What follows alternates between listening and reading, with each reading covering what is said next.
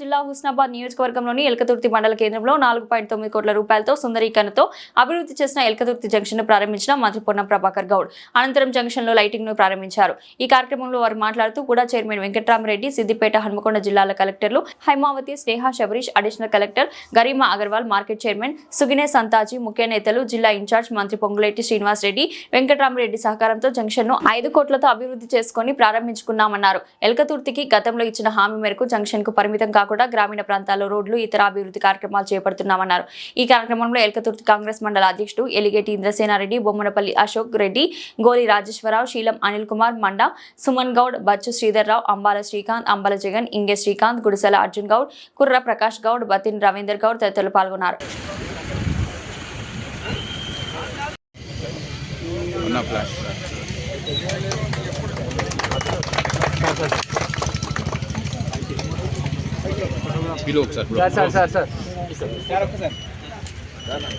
అంత పైకి లేపు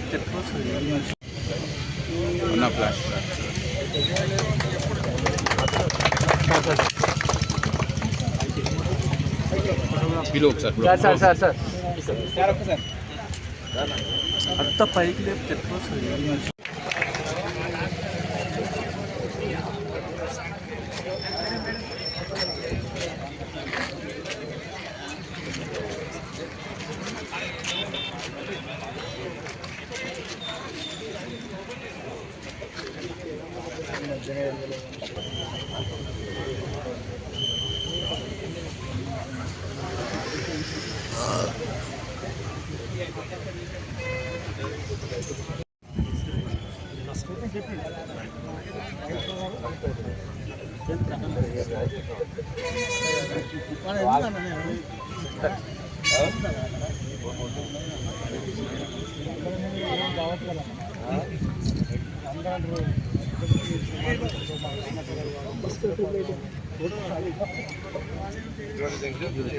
డెవలప్మెంట్ చేసుకోవడం జరిగింది। ఎల్కతుర్తికి సంబంధించి గతంలో ఇచ్చిన హామీల ప్రకారంగా ఆసుపత్రిని అప్గ్రేడేషన్ కావచ్చు, లేదా 132 సబ్స్టేషన్ కావచ్చు, దాంతోపాటు మెడిపల్లి రోడ్డుకు సంబంధించి ఇష్యూ, ఈ విధంగా కొన్ని అభివృద్ధి కార్యక్రమాలు హామీ ఇచ్చడం, కోర్టు ఏర్పాటు, ఇతరత్ర ఇవన్నీ కూడా తొందరలోనే అనుమతులు పొందబడి ఉన్నాయి। ఆ పనులు కూడా ఏదైతే జంక్షన్ ఒక పెద్దగా డిస్ట్రిక్ట్ హెడ్ క్వార్టర్ జంక్షన్ లాగా అయిందో మిగతా అన్ని పనులు కూడా చేయడంతో పాటుగా ఎల్కతుర్తి జంక్షన్కే పరిమితం కాకుండా గ్రామీణ ప్రాంతాల్లో కూడా అనేక రోడ్లు, ఇతరత్ర కార్యక్రమం తీసుకొని వస్తున్నాం।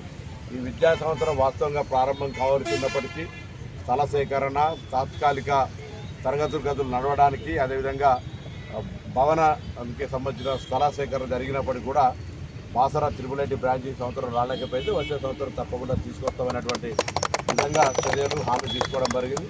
అదేవిధంగా వంగరకు సంబంధించి కూడా ఒక నవోదయ విద్యాలయానికి స్థల ఎంపిక జరిగింది। వంగరలో కూడా నవోదయ విద్యాలయం తెలంగాణ రాష్ట్రం నుంచి నెంబర్ 1 ప్రతిపాదనగా కేంద్ర మంత్రి దగ్గర ఉంది। దాన్ని కూడా వీలైన తొందరలో తీసుకొని రావడం జరిగింది।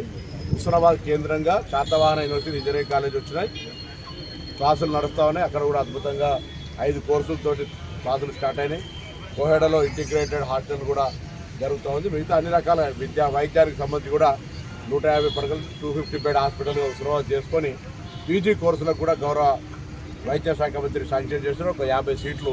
సో ఈ ప్రాంతంలో హెల్త్ ప్రకారంగా కూడా ఎంబీబీఎస్ లేకున్నప్పటికీ కూడా గవర్నమెంట్ నామ్స్లో పీజీ సీట్స్కు అలౌ చేస్తూ ఉన్నారు కాబట్టి అటువంటి కూడా హుస్నాబాద్ కేంద్రంగా ప్రారంభం కాబోతోంది। ఇక్కడ ఎల్కతుర్తికి సంబంధించి కూడా మరి కాలువల ద్వారా గౌరవేలికి సంబంధించి భీమదేవరపల్లి కావచ్చు, ఇక్కడ దేవాదులకు సంబంధించినవి కూడా, అదేవిధంగా శ్రీరామ్ సాగర్ సంబంధించినటువంటి ఇతరత్ర పనులన్నీ కూడా తెచ్చి రైతులకు కూడా అన్ని రకాల సహకారం చేయడానికి సిద్ధంగా